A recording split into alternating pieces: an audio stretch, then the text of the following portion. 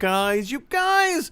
Welcome back to Gotta Love Them Movies, your place to talk about the stuff that you love. I'm your host, Mr. Mike Brown, and I'm here all the time. You guys, today is a hot and sticky day. Well, it's not hot. It's just humid.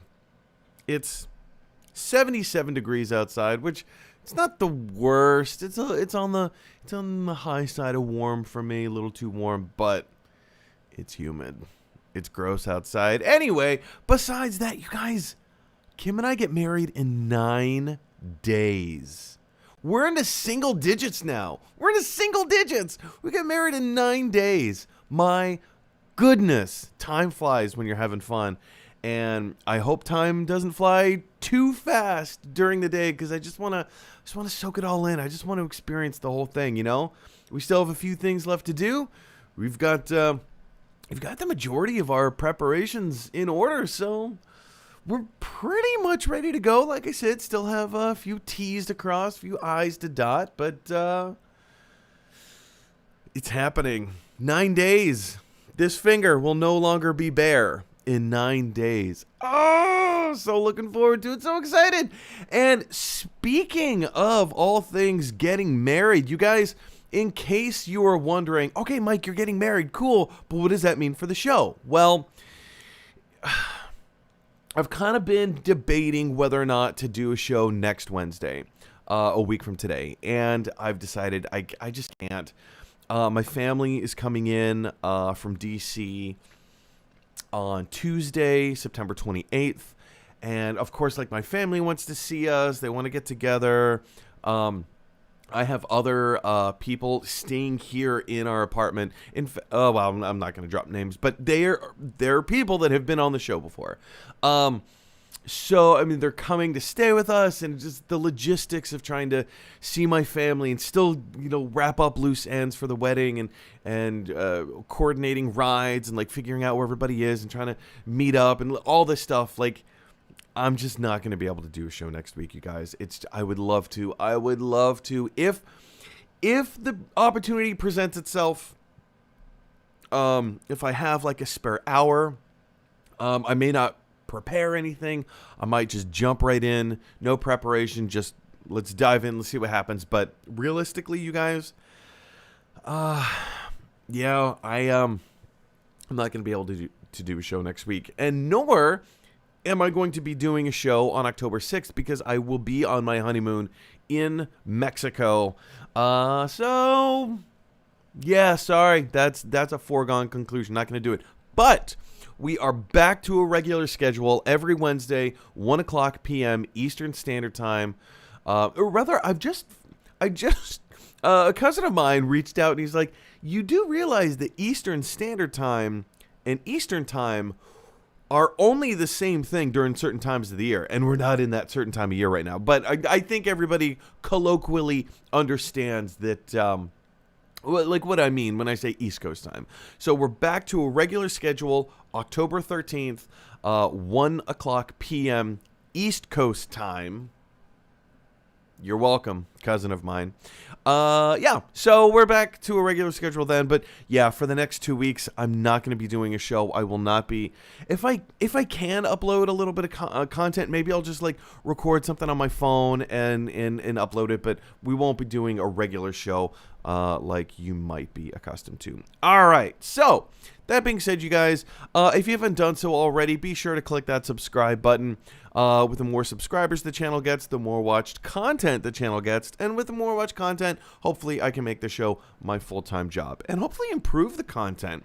I've been called out a little bit for maybe not getting things right every now and again. So hopefully if I can make this show my full-time job, I can put all of my time and attention and effort into getting things right more often than not. You guys, if you have anything that you want to talk about, send me an email at gottalovethemmovies@gmail.com. And as long as it's family friendly, we'll make your comment or question, or like if there's anything that you think that I missed, if there's something like a question burning in your brain that you're like, no, I got to know this. Like, Mike, will you research this topic? Send me an email. gottalovethemmovies@gmail.com.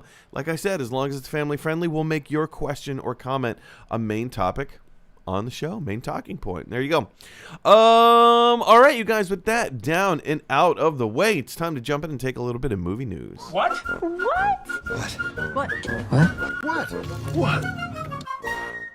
All right. And our first bit of movie news today, there is an incredible film coming out very soon. In fact, it's already out. It's Dune. Directed by Denis Villeneuve, written and directed by Denis Villeneuve, French-Canadian filmmaker.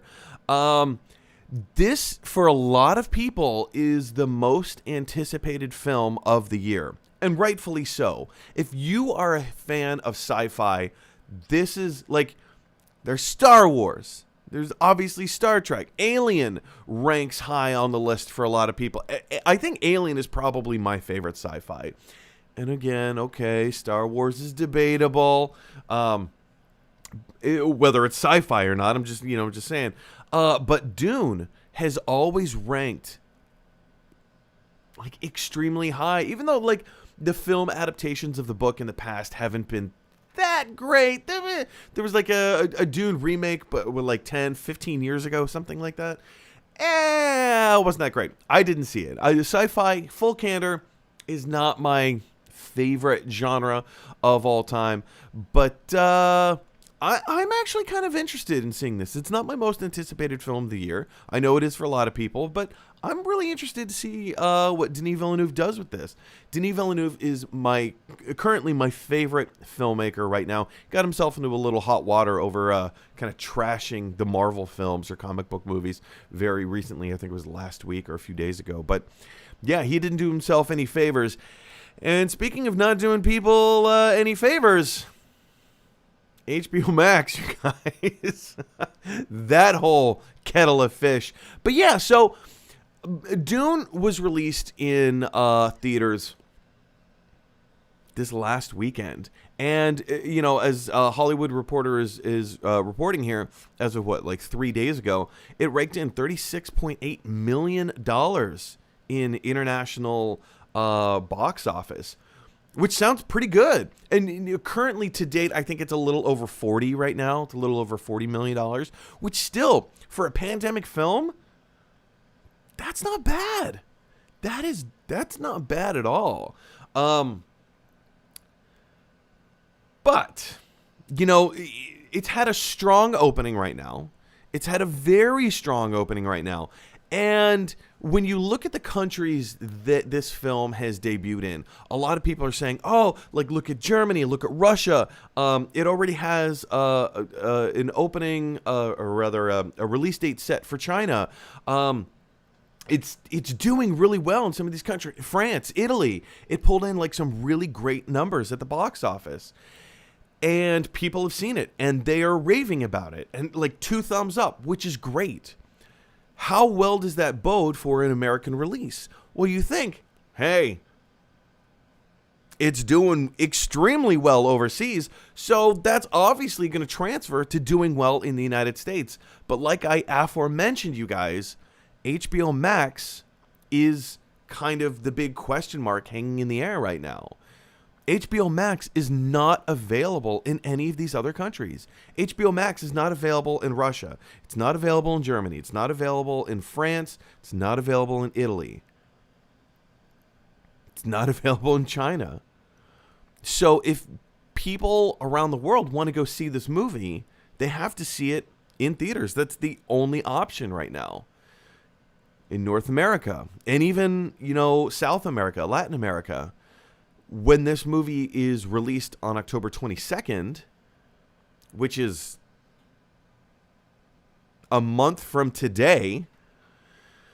I totally forgot what day it was. Today's September 22nd. So when this movie gets released 1 month from today, it's going to be day and date with HBO Max. So you can either go see it in theaters, which it's going to do okay. I'm going to say $20 million. That's my guess. I'm going to guess $25 million is going to be its opening weekend, because everybody's going to have the opportunity to see it on HBO Max. I think there's also, take note, Avengers Endgame, this movie is not. Right? This movie doesn't have the anticipation, the build.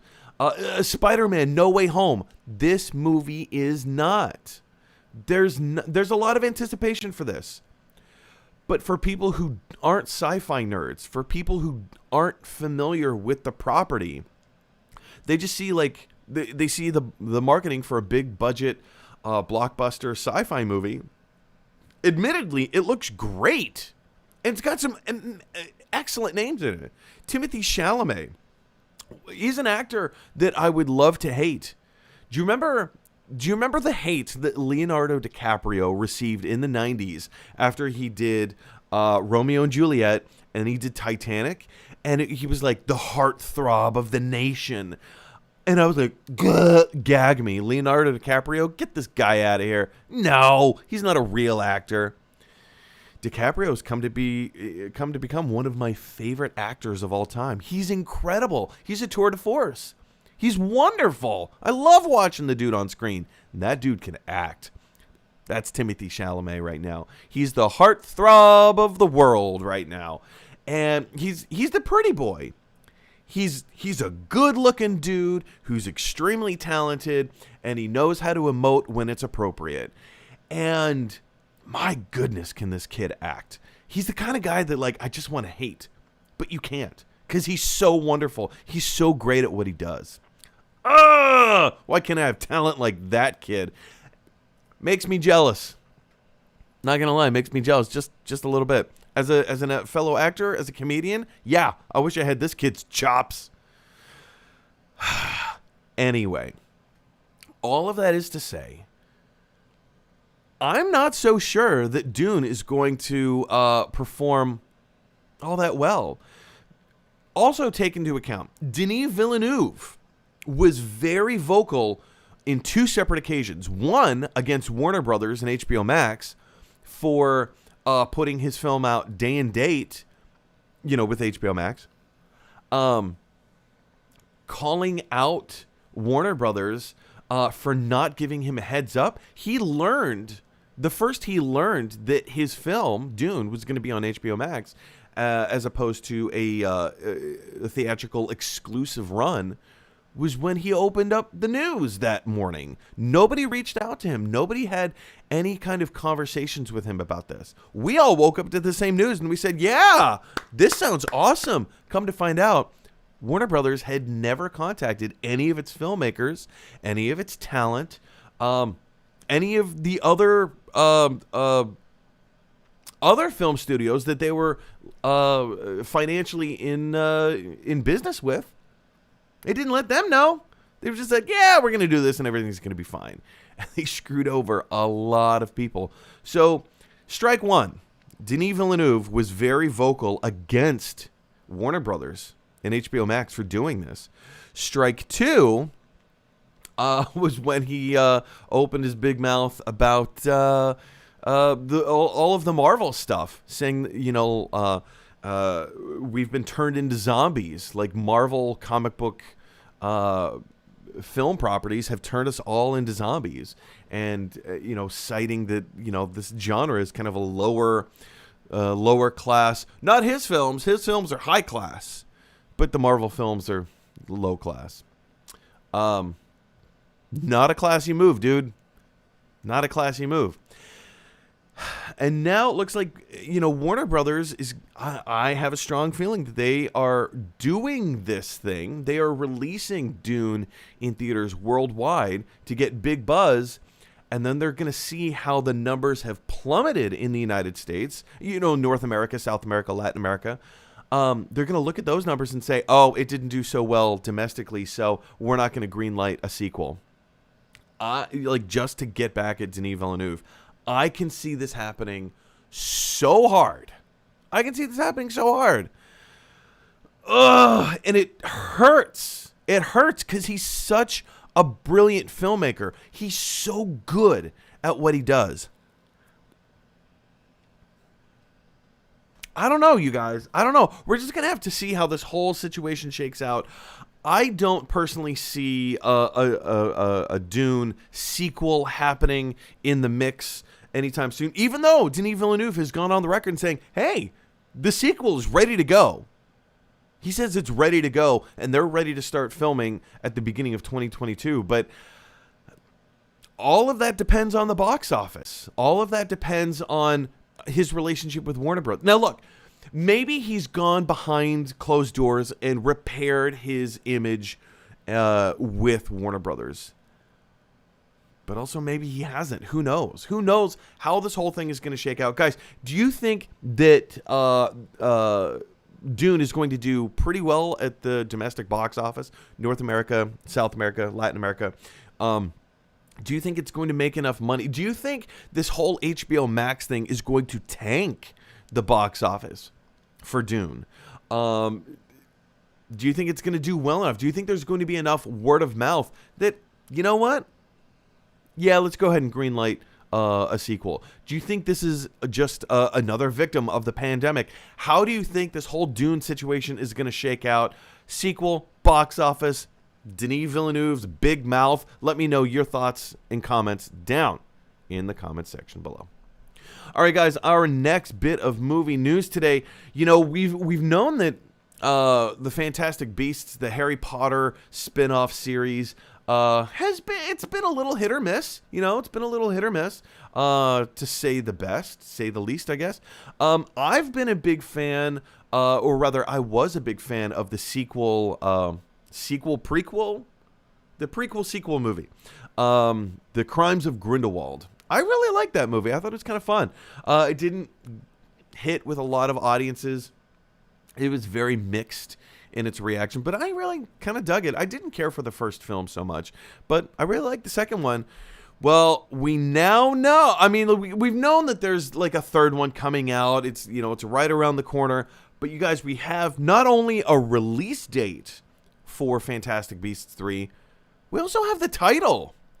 Fantastic Beasts: The Secrets of Dumbledore, and it's coming out April 15th of next year, 2022. April 15th, 2022, The Secrets of Dumbledore. It sounds like a pretty great title. It sounds very much in line. Now, like, what do we know about this movie, really? Nothing. We don't have a trailer. We don't have a poster. We don't have a synopsis. The only thing we really know about this film is that Mads Mikkelsen replaced Johnny Depp. With all of the Johnny Depp stuff going on into the news, we're not going to hash out. That's not what we're here to talk about. But with all of the Johnny Depp stuff that has gone down, we know that he was replaced. Mads Mikkelsen is now playing Grindelwald.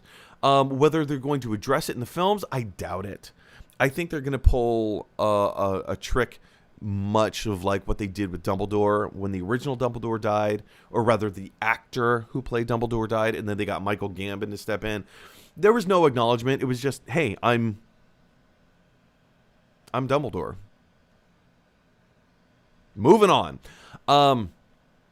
Yeah, I don't think they're going to do any kind of an address like that. But I am interested. I'm very interested to see how Mads Mikkelsen's acting style is going to change the character. Like, is he going to do his best to copy what Johnny Depp did? I doubt it. Mads Mikkelsen was cast because he is Mads Mikkelsen. He's a great actor in his own right. So I think he's just going to bring his own flavor to Grindelwald. David Yates is coming back to direct third movie in a row. Like a whole, what did he do? Like 2 Harry Potter movies? Now he's done the entire Fantastic Beasts series. I like the Fantastic Beasts. It's okay. If you need a Harry Potter fix, it's perfect. It's perfect. Harry Potter was incredible. It was this epic journey that we were emotionally invested in. And, except for a handful of people out there, I don't think too many of us are that emotionally invested in the adventures of Newt Scamander. First and foremost, the first film, Fantastic Beasts and Where to Find Them, we didn't get a lot of Fantastic Beasts, and they didn't actually really tell us where to find them. So the film did not live up to its name, in my opinion. Now, of course, a lot of other people can say, oh, there were plenty of Fantastic Beasts, to which I say, nay. there were interesting creatures. Interesting creatures. There were maybe like 2 creatures that you could maybe call a beast. Like there was that big, huge monster-ish thing that, you know, he kind of had to fight at the end of the movie. There was that thing. There weren't a lot of beasts in that movie. And if there were, they were highlighted for what, all of 30 seconds? Come on, you guys. Anyway, the movie, it was a very different film, right? It was a very different film. So, Secrets of Dumbledore, I love this wizarding world. I'm excited to see what the next chapter is going to be. I like Eddie Redmayne. Newt Scamander is not a favorite character of mine, but he's interesting enough. Like, I love Eddie Redmayne. I could just watch him all day. I'm really interested to see what Mads Mikkelsen is going to do. I'm interested to see how the story is going to progress. I love Jude Law, and Jude Law as Dumbledore is one of the most inspired castings. Yes, please, bring it on. Let's see what they do. And again, having Jude Law opposite Mads Mikkelsen, my goodness, that just seems like an epic showdown. Oh, obviously, it's going to be an epic showdown. But yeah, I'm really looking forward to seeing how this whole thing is going to shake out. But guys, what are your thoughts of the new title? Secrets of Dumbledore. Fantastic Beasts, The Secrets of Dumbledore. Coming out April 15th, 2022, next year. I don't get your hopes up that we're going to get a trailer anytime soon because, I don't think we're going to see a first trailer for this until maybe December, if not January. January might be pushing it a little bit. It might be pushing it just a little bit, but I think we might see a teaser trailer as early as December. I really don't think we're going to see anything before then. You know, they just released the title this morning. So, yeah, hold your horses. But what are your thoughts? How do you think this whole thing is going to shake down? There's no books that these are being based on, so we don't know what the story is going to be. But what do you think the story is going to be based on the title, The Secrets of Dumbledore, navigating our way through this wizarding world? How do you think this is all going to shake out? What are your thoughts? Jump on down to the comment section below. Now, you guys, speaking of all things epic and big and like big moves, Netflix has just acquired the Roald Dahl story company. When I first read this, my jaw went, what? And as we scroll through the article, we're not going to read the whole article. It's kind of lengthy. But yeah, Netflix has acquired the Roald Dahl story company and will expand their existing deal to create a universe spanning several formats. Let's read the next paragraph. A current deal between the companies struck in 2018 covers a slate of animated TV shows, including a series based on the world of Charlie and the Chocolate Factory from Taika Waititi and Phil Johnston. What? That sounds awesome. I'm here for it. Listen to this. The deal has approximately $1 billion in production spend planned. They're working on an adaptation of Matilda the Musical. They're going to do a number of live action and animated television shows, publishing, games, immersive experiences, live theater, consumer products, and more. And of course, they go on to say like these stories of and their messages of the power, the possibility of young people have never felt more pertinent. Yada yada yada. Talking about the legacy of the stories by Roald Dahl, and how this is going to kind of change things. And it's the time is now. Like, we live in a perfect climate to tell these kinds of stories, but to expand all of this stuff into a universe, they're calling it a universe. So, of course, like we know the model right now is the MCU, the Marvel Cinematic Universe. Maybe these things aren't necessarily going to be interconnected. However, to create a universe infers that these stories are going to all exist in the same world together. Maybe Matilda takes place down the street from Charlie and the Chocolate Factory. Who knows, right? Who knows how this is all going to shake out? Roald Dahl was such a prolific writer that he really tapped into the imagination, but also the importance of what it means to be a child, a kid. Where does your imagination go? How do you dream? What is important to you? Because what's important to you as a child is also important to the world, right? It's important to the world. That's one of the biggest messages of Charlie and the Chocolate Factory. Going on this wackadoo adventure of, Willy Wonka was a very interesting character in his own right. But to go on this journey of finding, a child to take over his business in the chocolate factory takes a certain amount of imagination, takes a certain amount of respect and honor. What are you going to bring to the table?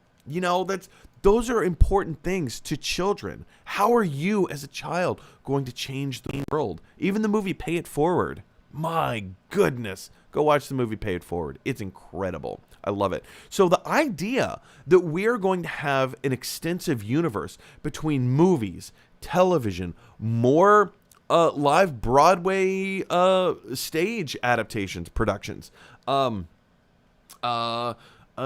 publications, have all of this stuff tie into itself. Live action films, live action TV, animated films, animated television, and having Netflix bring it all together. And it sounds like, because again, as the article goes on to say, everyone who's currently working at the Roald Dahl Story Company, they're keeping their jobs. And that's where I was like, whoo, yes.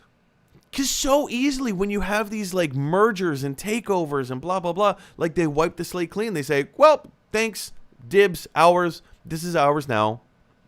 Everybody, you can go walk your own separate ways. And it's not like there were hundreds and hundreds of people working at the Roald Dahl Story Company.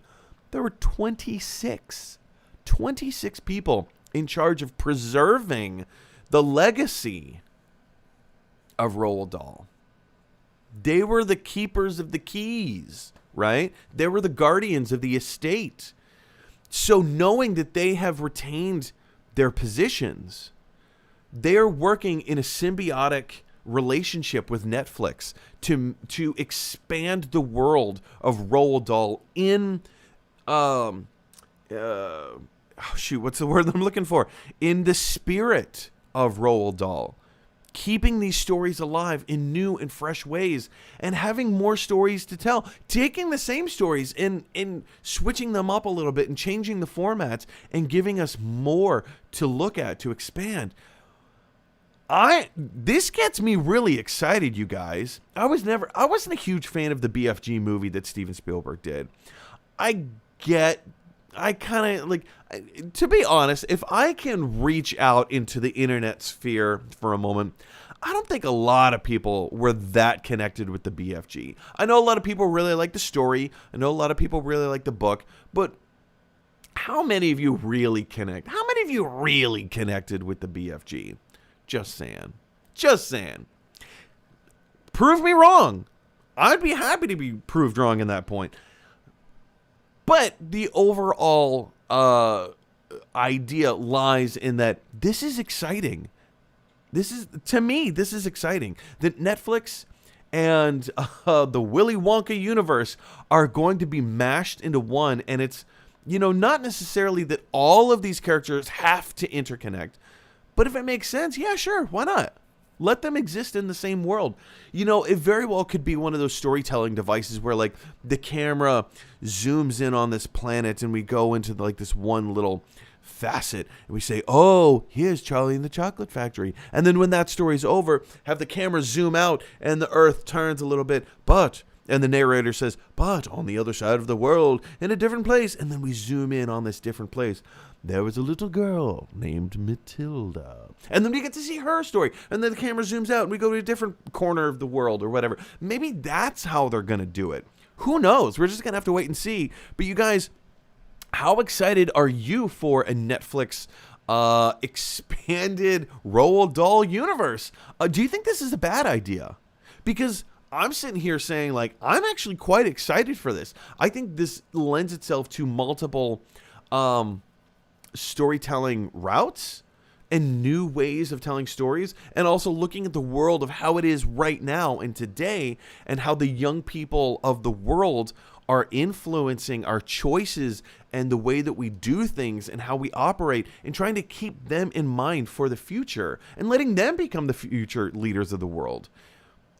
But maybe there's an angle of this that I'm not seeing that maybe you do. Maybe you see this as like, oh, I don't think this is such a great idea, you guys. I'm interested to hear what your thoughts are. Jump on down to the comment section below and let me know your thoughts. All right, guys, our last bit of news for the day before we jump in and take your live comments and questions is this. And I'm going to start it off with a picture. Here we have a picture of Tom Hardy that he tweeted of himself a few days ago. He tweeted, and like, when you just look at this photo by itself, okay, cool. It's a picture of Tom Hardy. Look at that. Zoom in a little closer. Look at his hat. It says Spider-Man No Way Home. Now, granted, he's also wearing a Cobra Kai t-shirt. Okay. Maybe he just really likes his IPs. Maybe Tom Hardy just really likes his IPs. He's excited about Spider-Man No Way Home. He's excited about Cobra Kai. He just loves these properties. So he's tweeting out a photo of himself supporting these brands. But is he? Is that all it is? Is there more to this story? Look again at his hat. Actually, you know what? Let me let's jump into a different web page here. Okay. So, look at the hat. That is a Spider-Man No Way Home production hat. Only people who worked on the film get this hat. Or if you know someone who worked on the film. So here's another possibility here. Maybe Tom Hardy just has a friend who worked on Spider-Man No Way Home and gave him the hat and said, "Hey, do you want a hat?" And Tom Hardy was like, "Yeah, that sounds pretty cool." And then maybe he did like a really dumb thing and posted a photo of him wearing the hat on Twitter. Which eventually, it needs to be of note, that photo has been taken down from Tom Hardy's account. Of course, the rest of the internet is posting this photo, and they're, running rampant. Like God, I love them movies. But maybe there's something a little bit more. It begs the question, is Tom Hardy's Venom going to be in Spider-Man No Way Home?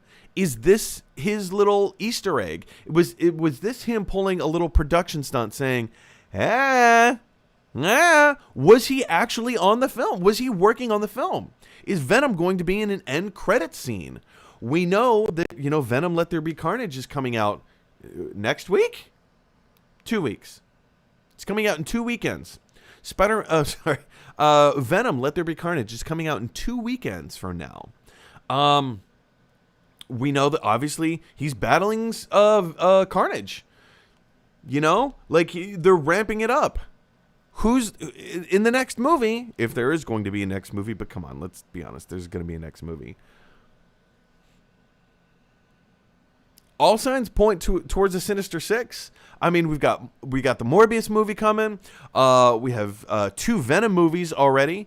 We have Kraven the Hunter already in production. That's on its way.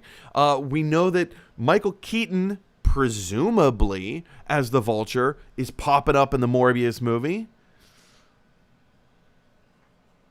Throw in 2 more villains, you got the Sinister Six. Who are they going to be fighting?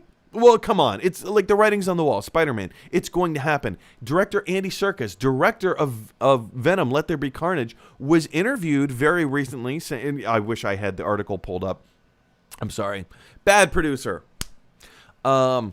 But yeah, Andy Serkis very recently was interviewed saying like, "Hey, any chance we're gonna see Venom and Spider-Man?" And Andy Serkis was like, "Well, yeah, obviously." Of course, I'm paraphrasing, but like his whole response was like, "Yeah, of course, we're gonna see Spider-Man fights Venom. Like that's a no-brainer." The question is was Andy Serkis giving away any secrets, or was he just playing like the rule? Like, was he just playing the odds? Well, yeah, obviously.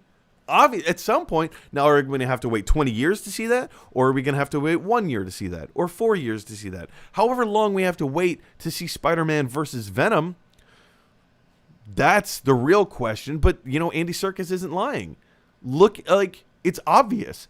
At some point in the future, Spider-Man and Venom will be fighting each other on screen. It already happened. It already happened in the Sam Raimi films. So it stands to reason it's going to happen again. It just is. Disney and Sony have this deal where, you know, Disney's renting the character from Sony, but at some point, come on, you guys, you know that Sony is going to take the rights to Spider-Man back. Or at least they're going to work out another deal that Sony can make their own independent Spider-Man films again. I mean, maybe they'll continue to share the character, but it's way too profitable for Sony to give up. It's way too profitable of an IP for Sony to give up. And it's only mutually beneficial for them to share the character. So, yeah. Like, I think we can see the writing on the wall. Nobody's confirmed anything, but I think we can all see the writing on the wall here. We know that No Way Home is going to be an epic film. We know it just is. Like, it's with all of the buzz. What if it's not, though? What if it's not? Like, we know it's going to be an epic film. Everybody's talking about it. There's so much buzz. Like, who's going to be in this movie? We know Alfred Molina's coming back. We know Jamie Foxx is coming back. We've already seen Alfred Molina in the teaser trailer. It's heavily rumored. You know, Tobey Maguire and Andrew Garfield are coming back. Again, no confirmation on that as of yet, but we know what's going on, you guys. We hope anyway. Don't get your expectations too high. If they don't show up, we're all going to go, "Meh, you didn't do what I thought you were going to do." Yeah, it's a movie. It's called storytelling. But yeah, you guys, with Tom Hardy posting this photo on his Twitter, there's a few different outcomes here. Did Tom Hardy make a mistake? Maybe him posting the photo and then having it taken down immediately afterwards, maybe that was a publicity stunt. Maybe that was an Easter egg that you know, the producers and the, you know, everybody else was like, "Oh, this would be cool. Yeah, we don't want to say too much about it." Mwah. I've never seen that before. An ad just pop up right in the middle of your article. But yeah, maybe like there's a few different avenues to this. Maybe it was just a friend of his, and maybe Tom Hardy didn't think anything of it. Maybe he just put the hat on. He's like, "Hey, I want to support this production." Maybe he's not in it at all. Maybe he's not going to be in any post-credit scene. I tend to think he is. That's just me. I tend to think that Tom Hardy, especially because of this, you don't get those production hats that easily.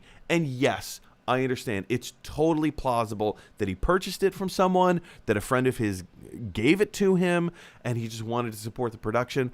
But at the same time, everybody knows, like, his level of actor, his level of involvement, they know what they're doing. If you post a photo like that, the guy who plays Venom wearing a hat that says Spider-Man No Way Home, you know what you're doing. You know how that's going to come across. You know you're just going to get the fans amped up. So, and especially with it being taken down shortly after he posted it. All I can see here is that Venom is going to pop up in the after credits, post credits of No Way Home. That's my opinion. That's what I believe. I mean, I could be way off. Who knows what's actually going to happen? But question is for you guys, what do you think this means? Was this an accident? Was this just a dumb mistake on his part? do you think this is a little bit that much more confirmation that Spider-Man No Way Home is going to be as big as Avengers Endgame? Who knows? Who knows? All we can do right now is talk about it and speculate. Who knows what's going to happen, but I want to hear from you guys. What are your thoughts? Jump on down to the comments section below. Now, you guys, speaking of the comment section below, you've been firing in live comments and questions all show long, so now it's time to jump in and take your live questions. It's alive! It's alive! All right, you guys, you've been firing in live comments and questions all show long, and let's jump in and take some of those now. I should have scrolled up earlier. Great. Nerd Zone. The Nerd Zone says, hey, man, just watching Star Wars Visions. You know, I haven't gotten into Star Wars Visions. I highly doubt that I will. There's something about anime that just doesn't sit well with me.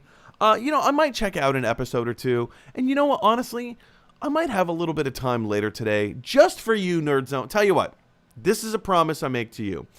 I'm not doing a show for the next 2 weeks. If you weren't here earlier, let me bring this back up. Where did we go?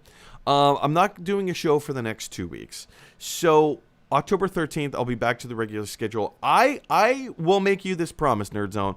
I will watch at least the first 2 episodes of Star Wars Visions. Just for you. Just for you. I'm not the biggest anime fan. Anime fae. I'm not a big anime fae. But I will watch the first 2 episodes just for you. And I'll let you know if I like it, if it's great, I'll keep on watching it. But, like, I understand, like, each episode is its own thing. Like how Batman Gotham Knight, each story was its own thing. But it's in its own different style too. So admittedly, there's a few styles in there that I could be like, yeah, this could be cool. But I'm interested, like, how are you enjoying Star Wars Visions right now? Nerdzone says, not gonna lie, I hate the idea of Roald Dahl books connecting. They're supposed to be singular stories that kids can read. And then you go and saying Fantastic Mr. Fox being my favorite Roald Dahl book. Yeah, Fantastic Mr. Fox it lives up to its name. It's fantastic. I adored the movie by Wes Anderson. My goodness, I love that so much. It's like a classic Wes Anderson feel. It's everything that I love. It's Fantastic Mr. Fox. It's Roald Dahl. It's stop motion animation, and it's Wes Anderson. It was just, I could not have loved that movie anymore if I tried. It was so perfect to me. I loved it. I absolutely loved it. But here's the thing, like, I don't know how much they're going to connect. I do think that these stories are going to stay independent. It's very possible that they're all going to stay in the same realm. Like, they may stay in their own corners. I don't think we're necessarily going to have, like, Matilda strolling into the chocolate factory. It's possible she might walk past the chocolate factory, but I don't think that she's going to, like, get that involved, or, like, or the BFG is going to, you know, hang out with Mr. Fox. You know, I don't think it's going to get that in depth. But the idea of a connected universe doesn't necessarily mean that they have to interact with each other, if you know what I mean. Excuse me.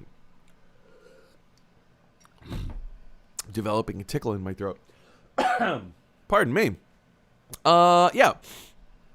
I think it could be cool. I do. But, I mean, I totally see your point as well. Like, if these characters end up interacting, yes, I agree with you. That changes what the story is. That changes the purpose of these characters and why they exist and their stories. What motivates them.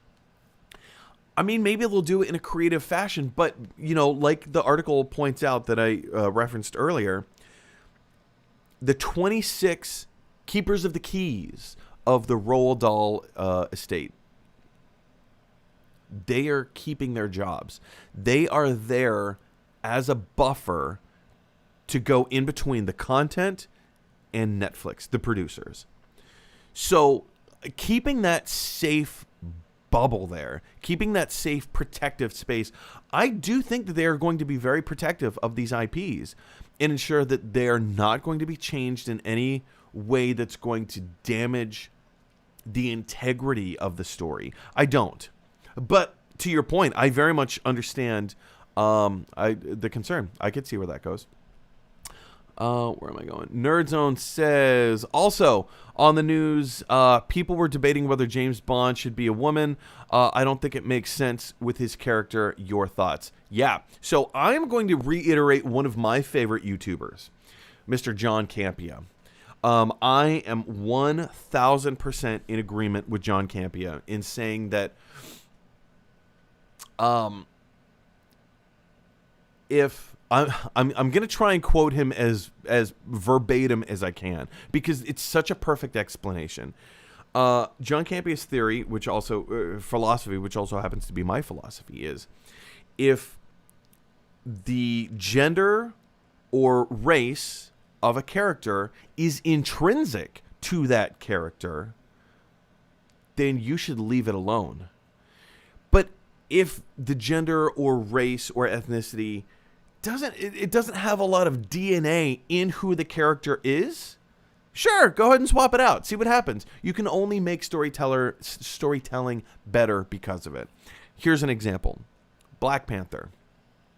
The character of Black Panther he's African. He's from the country of Wakanda. That is in his DNA. He is a leader. He is a king of Wakanda. Black Panther, being black, is intrinsic to that character. If you make him Asian, if you make him Caucasian, if you make him Latinx, you change the character of Black Panther intrinsically. He no longer T'Challa is no longer the same character that he used to be. So you have no business changing the ethnicity or race of that character. Now let's look at Superman. Superman is an alien from outer space. His Caucasian appearance doesn't mean anything. And he might as well be green, you know? So if you have a black Superman, great. It doesn't matter. It doesn't matter because he was never Superman. Clark Kent, Kal-El, is not Caucasian. He's an alien from outer space with his own race, with his own, he just happens to look Caucasian, but he's not Caucasian because he's an alien. So it doesn't matter what he looks like. You could make him green. You could make him black. You could make him Asian. You could make him look or sound however you want him to look. And it doesn't matter. James Bond, I think, while the ethnicity of James Bond doesn't matter, right? The ethnicity of James Bond doesn't really matter because if you change his ethnicity, yes, you're going to have to incorporate those a new angle on his ethnic story, So James Bond, as a Caucasian man, sees the world in a very specific way as a Caucasian man would. A black man would see, as a fighter of the crown, would see the world maybe in a similar manner, but have different outlooks. So it's important to incorporate those things into his character because that would be a reflection of, let's just say, if Idris Elba. He's not going to be playing James Bond because he's way too old, and that conversation is over. But let's just say if he did, Idris Elba playing James Bond would have a slightly different viewpoint in the world than Daniel Craig. And also, look at all the different Bonds that came before. Sean Connery saw the world a little bit different. Now, granted, they were trapped in their own time. They were trapped in their own decades, and the way that men viewed the world, or rather Caucasian men viewed the world from Sean Connery all the way up until Daniel Craig is a little bit different, right? And we can see how each of those time periods, the perspective of James Bond changed over time. So you have Sean Connery. very much a womanizer. That was the character of James Bond. But then it changed from the Sean Connery, the George Lazenby, and the Roger Moore. Yes, they were all womanizers. They started to change a little bit. And then Timothy Dalton, his Bond changed a lot. And then you move into Pierce Brosnan, and they called it out. That was one of the first scenes when Pierce Brosnan sits down with M for the first time, and she says, "You're a misogynist pig," or something like that. You're a relic of the Cold War, right? They call it out.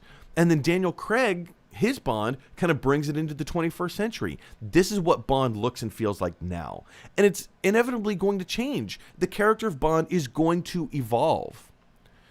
But there is something about the DNA of the character of James Bond that is intrinsically male. Daniel Craig was asked about this very recently, and I think that's another reason why it's all like back in the news and everything.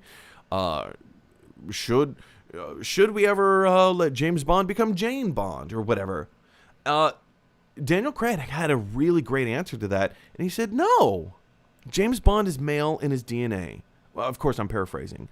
But what he did say, he added to this and said, let's write excellent characters for women. Let's make excellent characters for women so that we don't just have to have an excellent character for man and then we'll gender swap. Let's make here's the solve. Let's make a great male character and then we'll make him female. That's not a solve. That's putting a Band-Aid on...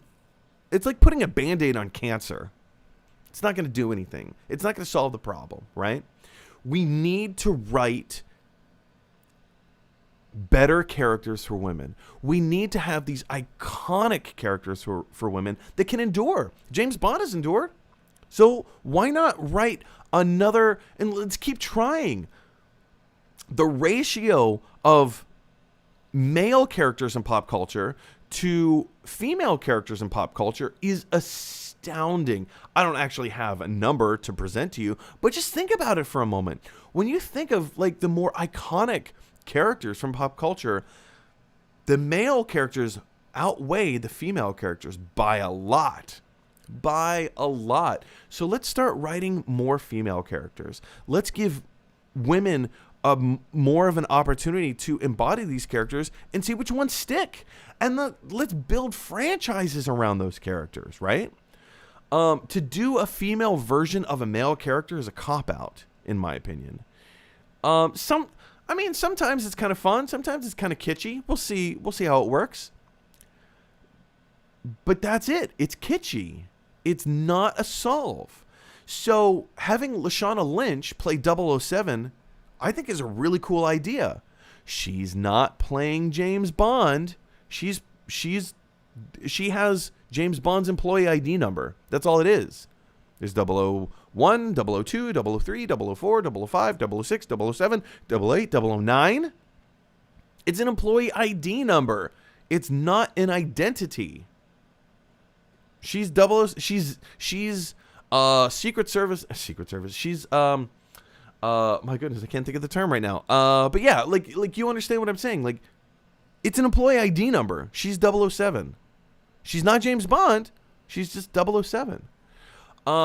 So should we have a female James Bond character? No, I don't think we should. I think we should write better female characters.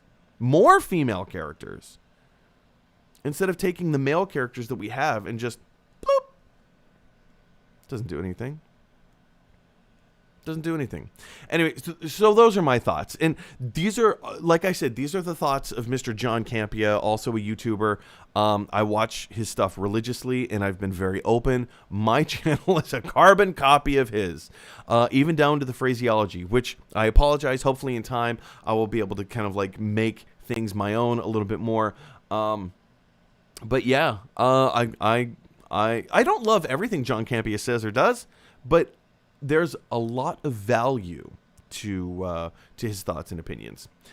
But yeah, those are my thoughts. Nerdzone says also, if children love Roald Dahl, read David Williams. I don't know if he's big in America, but he's popular in the UK. David Williams. Hold on, let me check. Looking.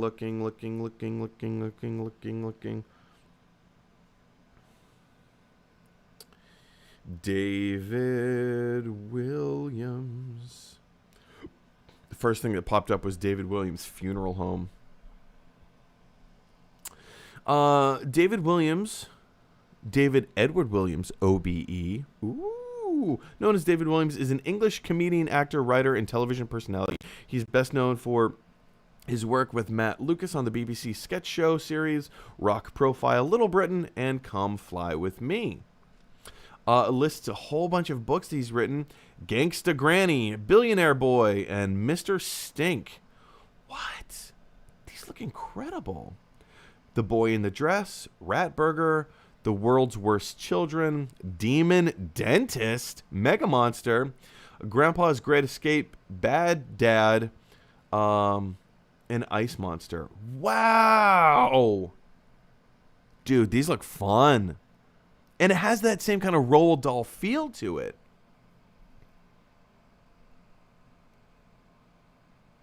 Wow, these are really cool. All right, I want to read these now.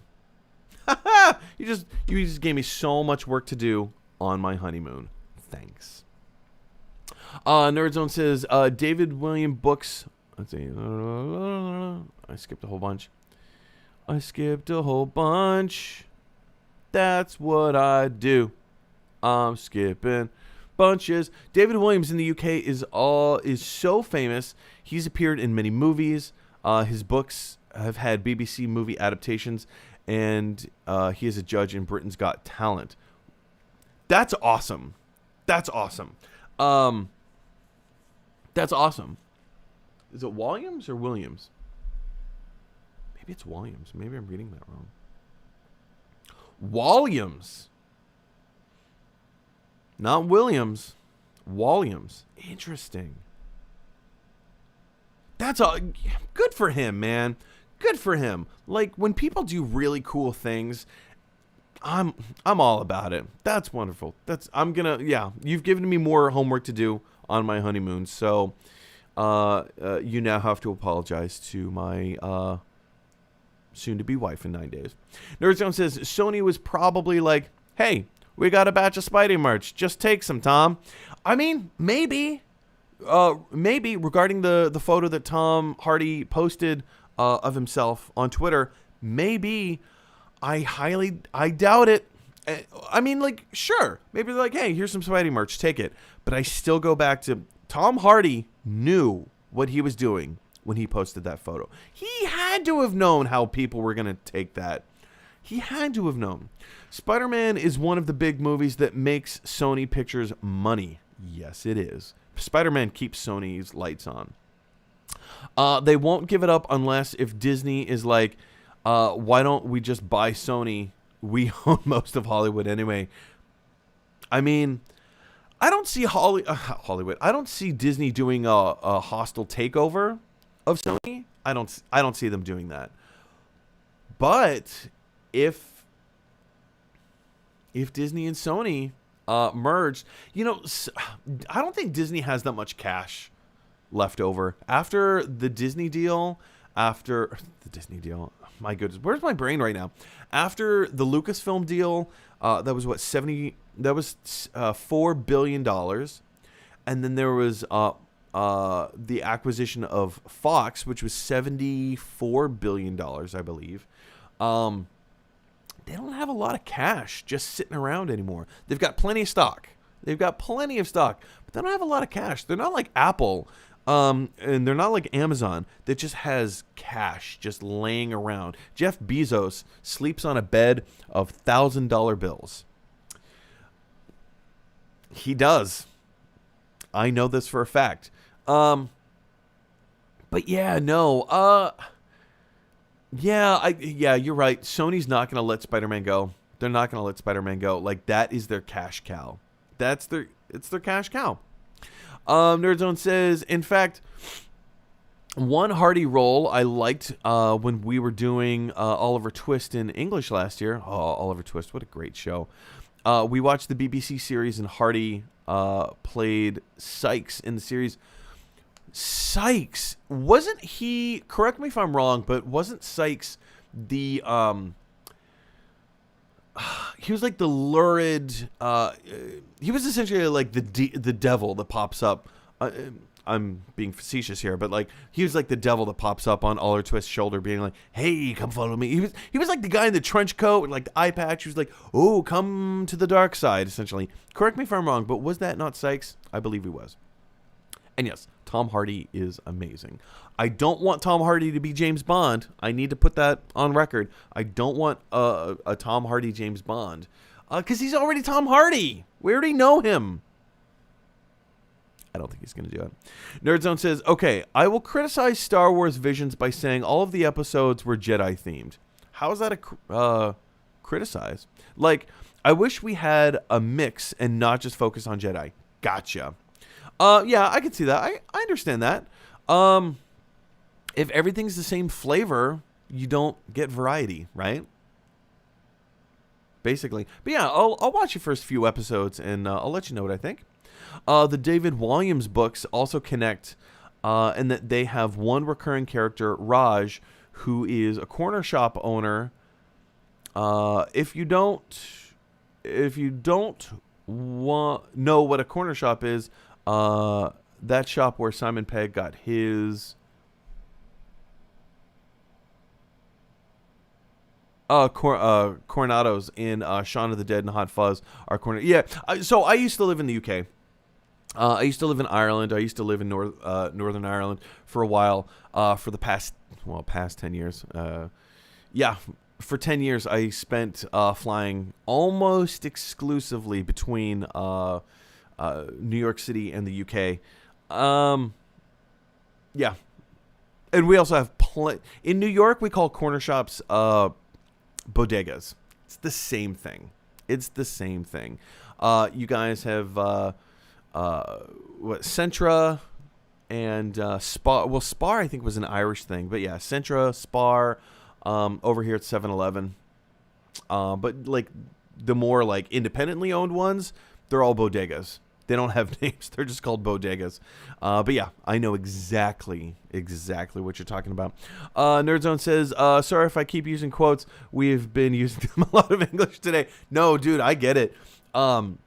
Even in the titles of some of my YouTube videos, I keep going back and forth between like, technically it's proper, like if I'm not quoting a movie, if I'm talking about the title of a film. So let's say if I'm talking about Venom the movie as opposed to Venom the character. So if I'm talking about Venom the movie, I need to put it in not quotation marks, but like apostrophe marks on either side. But like if I'm talking about the character of Venom, then it doesn't get the apostrophe marks.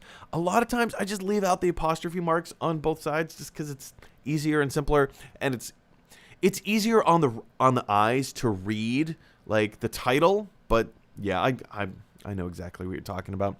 Nerdzone says also Quentin Blake illustrates the David Walliams books.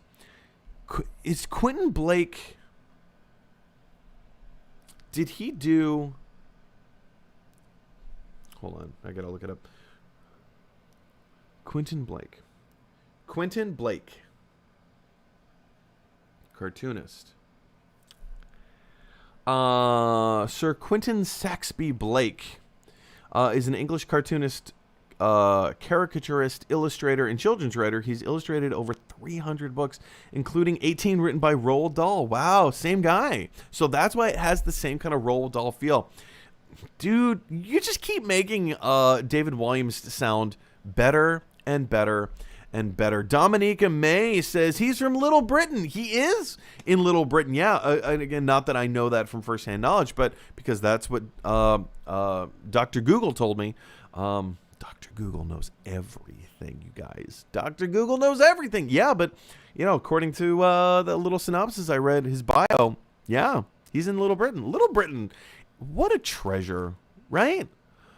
What a treasure. Little America did not go over very well, but Little Britain was really fun. That was one of the better sketch shows from the early mid 2000s. It was great. Anyway, guys, that brings us to the end of our live comments and questions today. Thank you so much for being a part of the conversation. Thanks for giving us stuff to talk about, and just expanding things, having fun and expanding.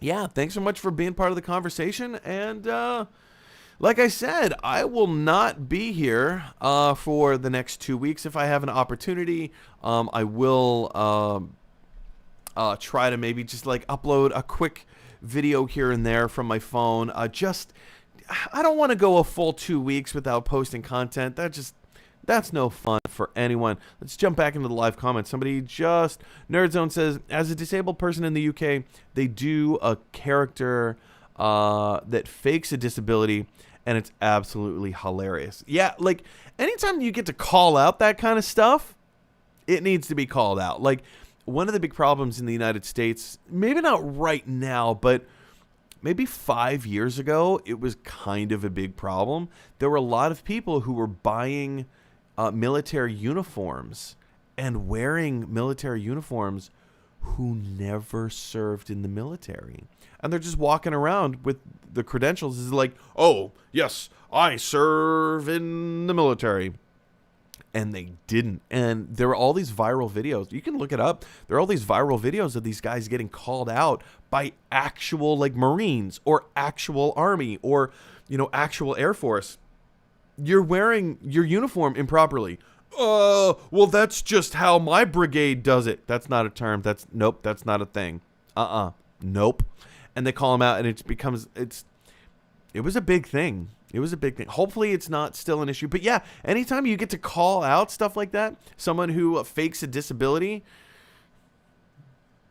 pieces of trash. Yeah. Screwing it up for everybody. Anyway, guys, like I said, thanks so much for being part of the conversation and the discussion. We will be doing another live show on the 13th of October. We'll be back to a regular schedule over the next couple of weeks. I'll try to upload some videos, but you guys, I'm getting married. I'm going to be on a honeymoon. I'm going to be distracted. But we'll see. We'll see what we can do. I'll see what I can work out. Thank you so much for watching, you guys. If you like this video, click like. If you really like this video, click subscribe. And if you really, really like this video, click share. Because that is exactly what David Williams would want you to do. You guys, we live in a weird, crazy world where everybody has their own thoughts and opinions, and sometimes those thoughts and opinions clash. So if you have an opportunity to infuse just a little bit of kindness in the world today, or to speak kind words to each other, please treat each other with dignity and respect. Take those opportunities. I implore you. In the words of Bill and Ted, be excellent to each other. I will see you guys on October 13th.